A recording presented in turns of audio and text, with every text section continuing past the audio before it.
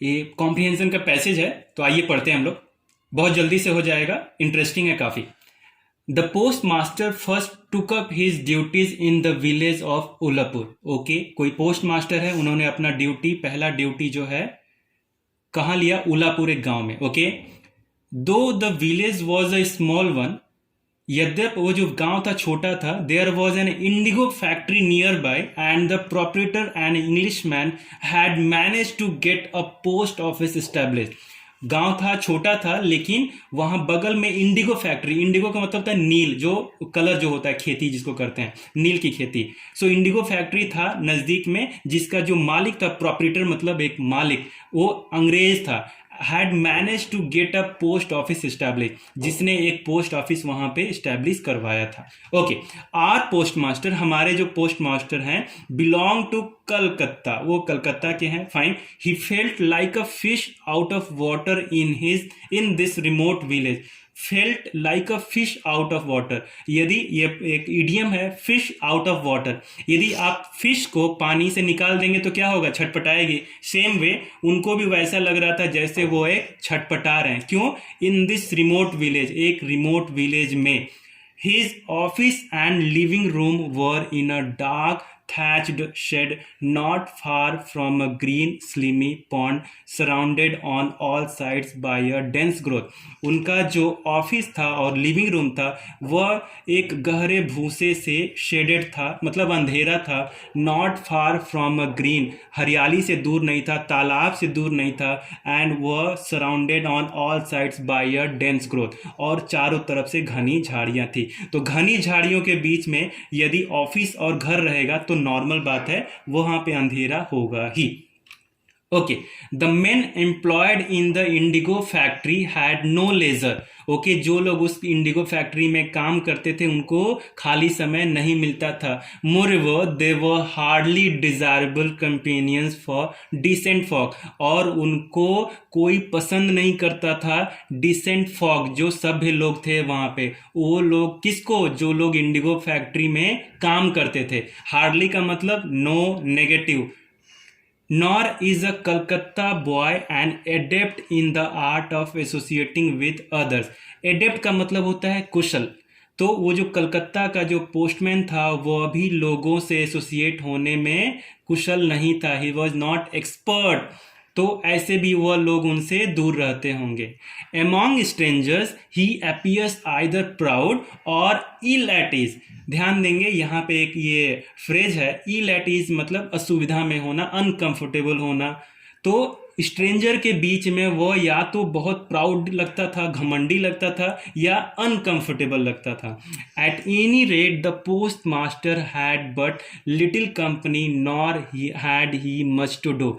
कुछ भी हो जाए, कुछ भी, कोई भी बात हो, पोस्ट मास्टर के पास कोई कंपनी नहीं था। लिटिल का मतलब होता है नेगेटिव, और लिटिल और द लिटिल का सेंस होता है पॉजिटिव में, बट केवल लिटिल कंपनी, लिटिल वाटर मतलब बिल्कुल पानी नहीं, लिटिल कंपनी मतलब कोई साथी दोस्त नहीं। जैसे यहाँ पे हार्डली था तो यहाँ पे लिटिल का यूज हुआ है। Nor had he much to do, और उसको कुछ करना नहीं था। मतलब कुल मिला के पोस्ट मास्टर साहब एक अकेले थे और किसी से उनका कोई रिलेशन नहीं था। At times he tried his hand at writing a verse or two। Okay, at times मैंने बार बार, कई बार वह क्या करते थे? he tried his hand at writing a verse। verse का मतलब होता है पोएम, तो वह पोएम लिखते थे। Okay, that the movements of the leaves and the clouds of the sky were enough to fill life with joy। such were the sentiments to which he sought to give expression।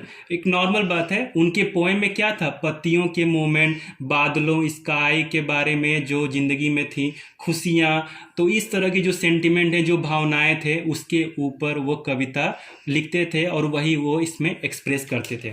But God knows that the poor fellow would have felt it as the gift of a new life. भगवान जानते हैं कि वह जो poor fellow बेचारा आदमी था, felt, उसको महसूस किया एक नया life, if some genie of the Arabian night had in one night swept away the trees. आप ध्यान देंगे यहाँ पे जीनी वो वही जिन है जो अलादीन के चिराग से निकलता था, मतलब स्पिरिट के बारे में बात हो रही है। तो सोच रहे हैं कि भगवान जानते हैं इस बेचारे का मन में ऐसा है कि एक नया लाइफ मिले और एक जीनी आए जो अरेबियन नाइट एक स्टोरी है, बहुत फेमस स्टोरी है, जो क्या है आए एक रात आए और स्वेप्ट अवे द ट्रीज, इस पेड़ स्वेप्ट अवे मतलब लेके चले जाना, हटा देना, ट्रीज को हटा दे, पत्तियों को हटा दे और सब कुछ हटा दे, and replace them with a macadamized road. Macadamized मतलब कोई रोड, एक ऐसा रोड जो स्टोन से बना हुआ है और सारे जो स्टोन हैं वो एक ही शेप के हैं, उसको मैग्डामाइज्ड रोड बोलते हैं।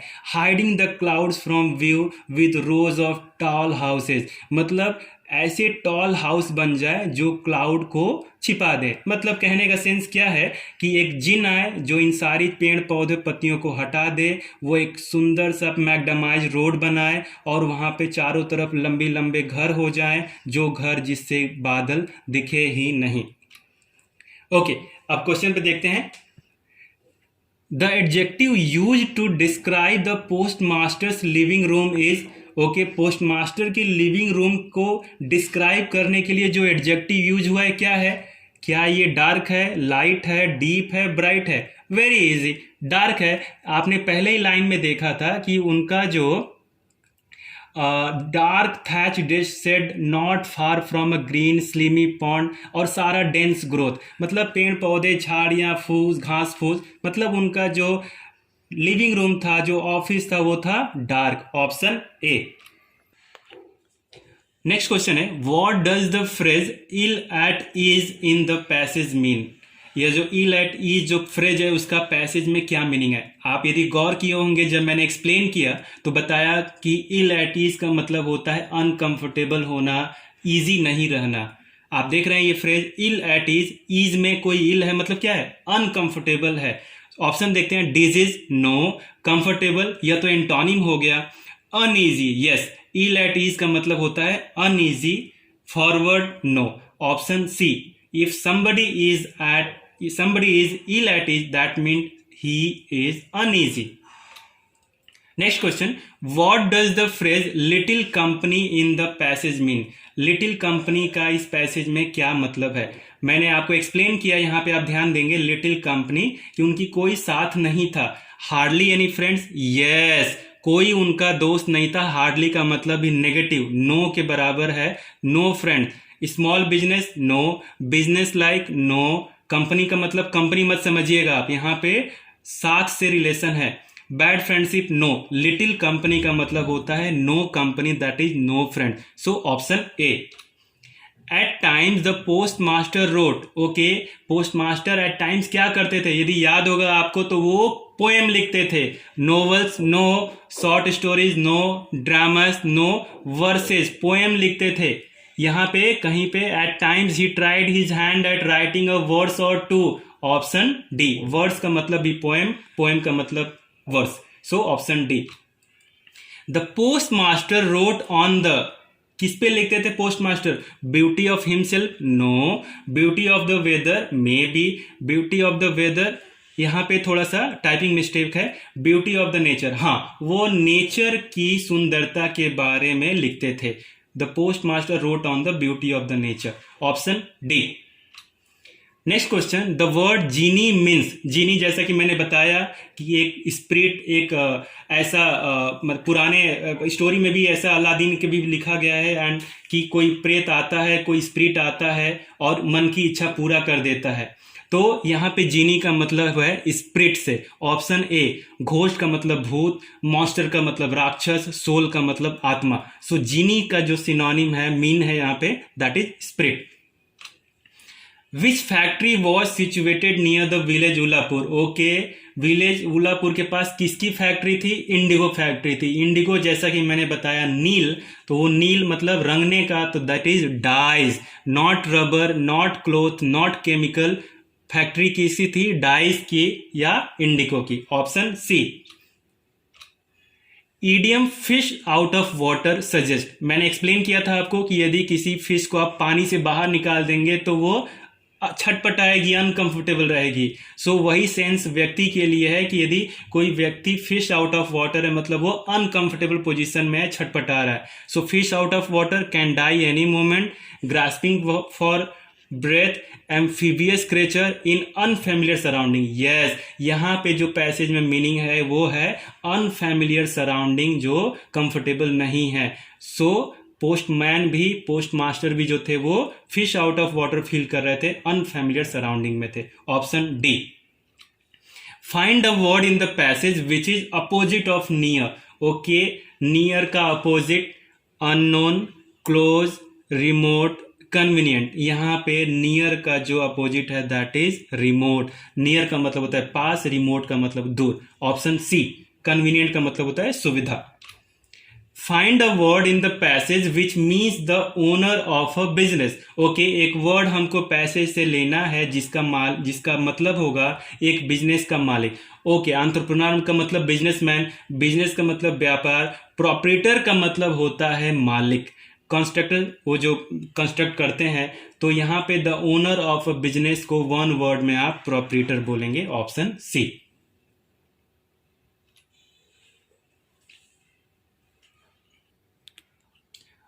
सो thank you so much.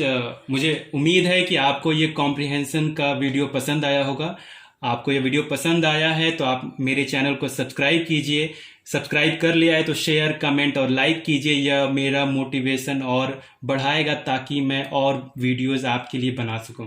Offline class लेने के लिए आप मिलिट्री एकेडमी द्वारकापुरी में आइए और प्रैक्टिस कीजिए। हम मिल के काम करेंगे और आपको नौकरी के लिए सेलेक्ट करेंगे। Best wishes, get selected. जय हिंद।